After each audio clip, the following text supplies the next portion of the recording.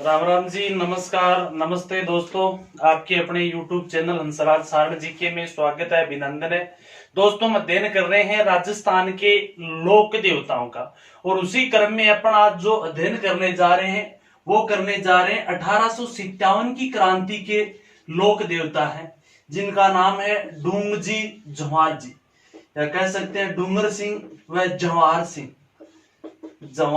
सिंह या डूंगजी जवाहर जी कहा जाता है। देखो, ये लोक देवताओं में भी तो आते हैं, डूंगर जी जवाहर जी या डूंगर सिंह जवाहर सिंह, और क्रांतिकारियों में आते हैं। लोक देवताओं की बात करें तो इन्हें कहा जाता है क्रांति के लोक देवता, या 1857 की क्रांति के लोक देवता के रूप में माना जाता है। डूंगजी जवाहर जी का उपनाम है बलजी भूरजी। कौन सा जी? बलजी भूरजी। कौन थे बलजी भूरजी? इनका जो जन्म होता है बाठोट पाटोदा में इनका जो जन्म होता है।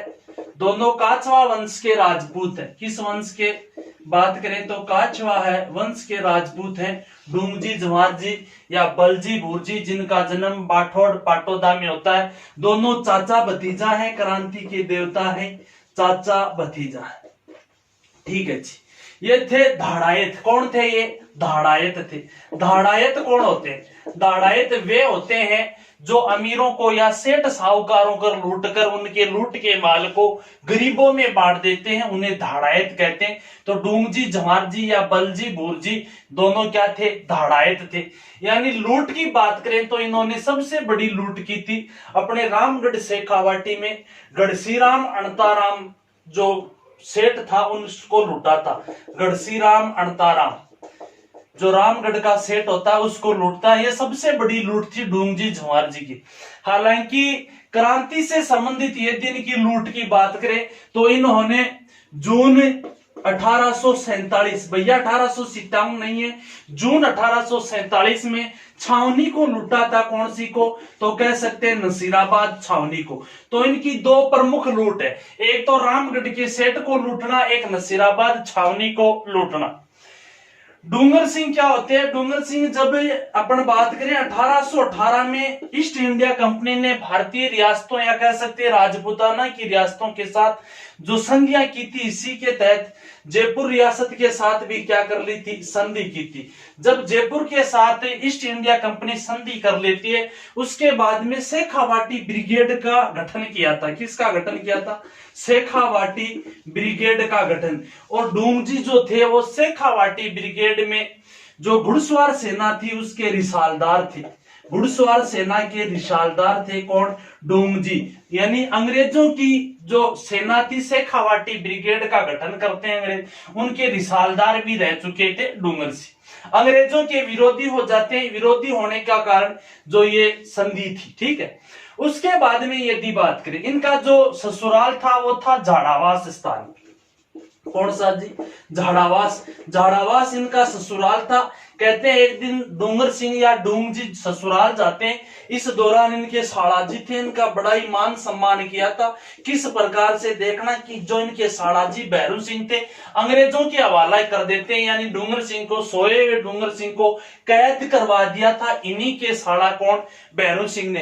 कैद कहां रखा? तो कह सकते हैं पहली बार इनको जो कैद रखा था आगरा के लाल किले में कैद रखा था। डूंगर सिंह को पहली बार आगरा में कैद किया। जब डूंगर सिंह को कैद किया जाता है, उनके भतीजे कौन? जवाहर जी इनको छुड़ाने का प्रयास करते, प्रयास नहीं छुड़ाया भी था, और एक बारात का आयोजन करते, यानी बारात एक दुल्हा का भेष धारण करवाया जाता है। जो इस दौरान जवाहर सिंह के सहयोगी थे न, उन सहयोगियों में बात करें तो एक तो था करनिया मीणा। कौन था? करनिया मीणा। एक सावता मीणा, एक बालिया नाई। कौन था जी? बालिया नाई। वह एक था लोटिया जाट। ये इन दोनों के सहयोगी थे। नाम इस प्रकार से ही मिलते हैं, करनिया मीणा, सावता मीणा, बालिया नाई, लोटिया जाट। ये इनके सहयोगी थे। किनके? जवाहर सिंह के सहयोगी। किस दौरान? जब इनको आगरा के किले में डूंगर सिंह को कैद किया जाता है। एक बारात का आयोजन करते हैं, दूल्हे का भेष धारण करवाया जाता है एक बंदे को, और बारात का पड़ाव डाल दिया जाता है आगरा के लाल किले के आसपास, और बहाना बना लिया जाता है कि बारात यहाँ 15 दिन के लिए रुकेगी क्योंकि हमारे दूल्हा के मामा श्री एक्सपायर हो गए, मामा जी खत्म हो गए, ये बहाना करके। उसके बाद में यदि बात करें तो यहाँ पर 15 दिन जो वो बारात के रूप में 400-500 सैनिक और दूल्हे का भेष धारण किए हुए इनमें से ही, और आक्रमण किया जाता है। ताजिया निकल रहा था, ताजिया के दिन, मोहर्रम या ताजिया के दिन आक्रमण किया गया आगरा के किले पर, और यहां से डूंगर सिंह को रिहा करवा लिया जाता है। यहां से डूंगर सिंह रिहा हो जाते हैं। रिहा होकर डूंगर सिंह यदि किसी शासक की शरण में आए तो वो कह सकते हैं मारवाड़ के शासक तख्त सिंह की शरण में आए। मारवाड़ का शासक कौन था? तख्त सिंह।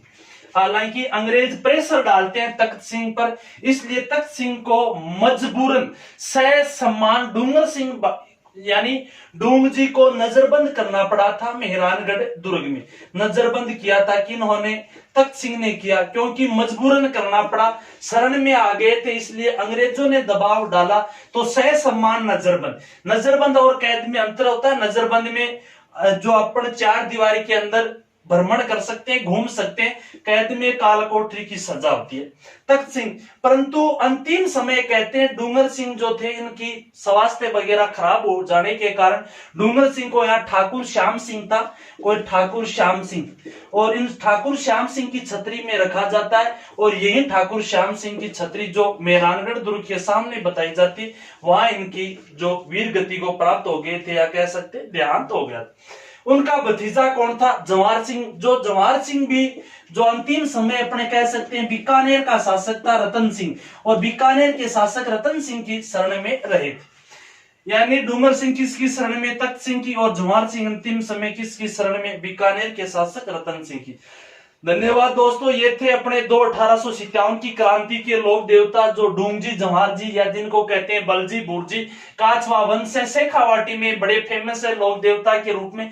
बाठोड पाटौदा इनका जो गांव था, यानी वहां जन्म स्थान। दाड़ाए थे यानी अमीरों को लूटना, गरीबों में बांटना, सबसे बड़ी लूट यानी कि जो रामगढ़ शेखावाटी का सेठ था घड़सीराम अनताराम को लूटते।